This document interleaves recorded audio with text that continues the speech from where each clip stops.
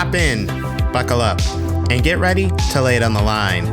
This is Not Speeding, Just Qualifying, a podcast that's just as fast as it sounds. What's up, everybody? I'm David Lawrence. Welcome to the Not Speeding, Just Qualifying podcast. Thank you so much for tuning in for today's episode. If you like what you're seeing and you're not subscribed, what are you waiting for? Go ahead and hit that subscribe button on YouTube. We're also in the podcast section of the YouTube music app. Not Speeding, Just Qualifying. Subscribe to us today. Let's hit 1,000 subscribers for the end of 2026, all right?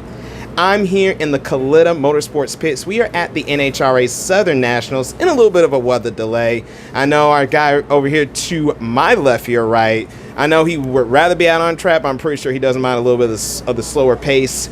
Welcome to the Not Speeding, Just Qualifying podcast, 2018 NHRA Funny Car Champion, JR Todd. JR, thanks for the time, my man. Hey, no problem. Thanks for having me on.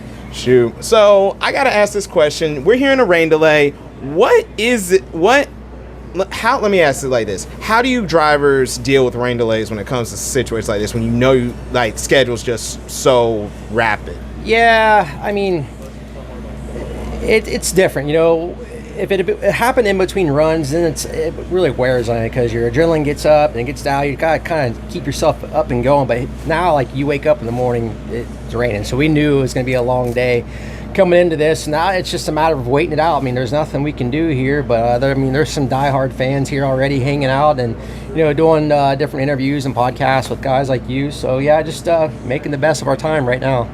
Hey, and again, we appreciate you guys allowing us to come in. JR, for those who don't know us, take us a little bit through the backstory. How did you get into drag racing? I got started racing through my dad, who raced flat track motorcycles, dirt tracks. So I was pretty much born and raised at the track watching him. Had four-wheelers and dirt bikes growing up as a kid, but they never would let me race, though, just because of the injuries that he had in the past, and always thought, motorcycles were dangerous and what have you. So I got started racing junior dragsters when I was 10, basically around the time that NHRA formed the Junior Drag Racing League, and been drag racing ever since. And clearly looks like it was the better decision. Take us back to that 2018 season as you're working your way up, and now here you are, you're running for this championship. Take us through that season and just the emotions going through the season, getting through the countdown to finally lift that trophy at the end. Yeah, that was a dream come true. That was only my second season driving the DHL Funny Car after switching over from the top fuel car that I've driven dragsters from the time, like I said, I was 10 years old up until pretty much that point there in 2017 when I got in this Nitro Funny Car. But that was a dream come true there in 2018. We won Indy again that year, went back to back, and I feel like from that point on, we just hit our stride. Once the countdown started, we definitely had the best car in the countdown.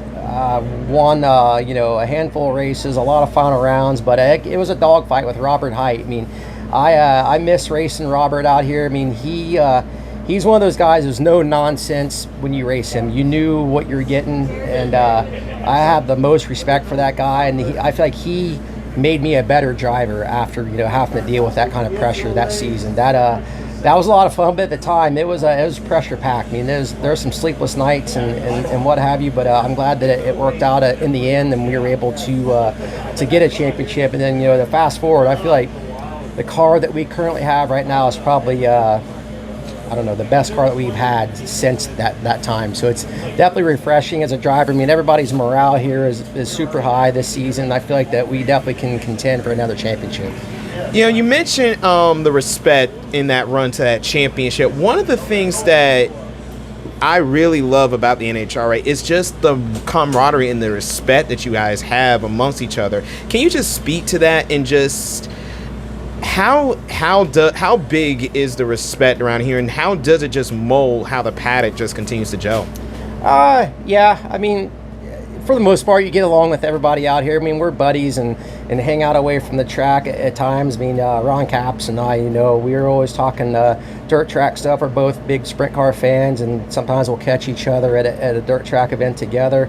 But yeah, at the end of the day, you have respect for pretty much everybody out here, because this is an extremely dangerous sport that we do.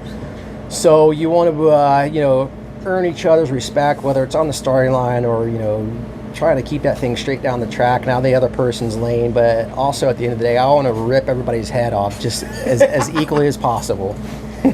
Oh, man. Hey, I understand. It's the competitive side of you. Like you said, off to a great start this season. And also a great start here this weekend. Fastest man in Friday's qualifying sessions. I know drag strips are kind of run-of-the-mill, but is there a particular difference about this track that you like? Or, like you said, with every drag strip, it's kind of like run-of-the-mill?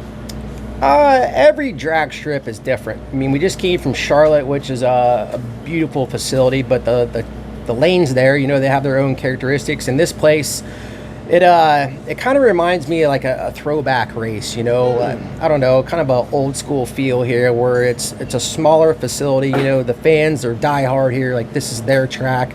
They're thanking you for being here. And I was here probably 15 years ago with Sheikh Khalid with the Al-Anabi team. I think this was his first pro mod event when it was the ADRL series. And I can't remember if he won the race or not, but that was the first and only time that I had been here, and I didn't remember anything about the place until I got here. And obviously the track surface is good, judging by the numbers that we put down yesterday. So yeah, I'm always excited to go to a new facility, and we're hoping that this weather moves out and we can put on a great show for the fans here. Hey, you mentioned yesterday, and over on the Top Fuel side of Kalitta Motorsports, by the way, shout out to Mr. Kalitta, who escorted me up here himself. How about your teammate Sean Langdon pulling that 3:45, fastest pass in NHRA history? What was that like just to see Sean just rip it up down there on Friday? Yeah, I mean, I'm not really surprised by that. They ran, big numbers in preseason testing in Gainesville and actually went 3:45 then, but that doesn't count till you actually do it in competition. So it was cool to see the teammates do that. Really, really proud of all three teams here working together really well this year, utilizing pretty much the same parts and pieces. And I think that shows because all three cars have really been running big speeds all season long, which is a good indicator that you're making, really good power. Awesome stuff. And I echo everybody else to go back to what you said, JR. Thank y'all so much for being here. This is awesome because here in South Georgia, we were talking on this before we got started. Proud, born and raised down here. So to see the big boys come down to give us a treat this weekend, this is pretty cool. JR, before we go, I love to do this with my guests. It's called a hot lap. 3 rapid fire questions, just a little bit of a little bit of the lesser lighter side. Promise, nothing crazy. Sector 1. If you were not a drag racer, what would you be doing professionally?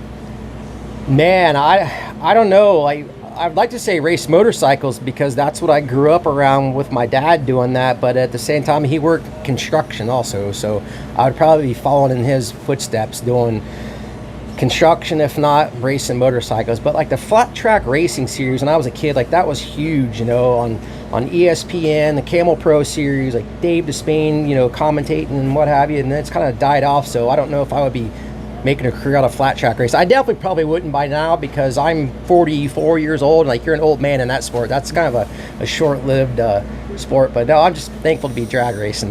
This is a dream come true for me. Nice. Question number 2. What country is number 1 that you want to visit right now? I've always wanted to go to Australia.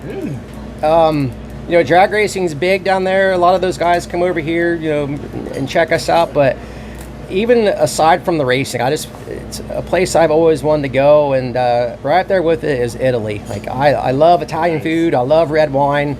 My girlfriend's always talking about going. My mom wants to go. So I think there's a Italy trip in our future. I'm with them because Australia and Italy definitely on the top of my list too. Last but not least, JR, what's at the top of your bucket list right now? Motorsports related or not? To win another championship.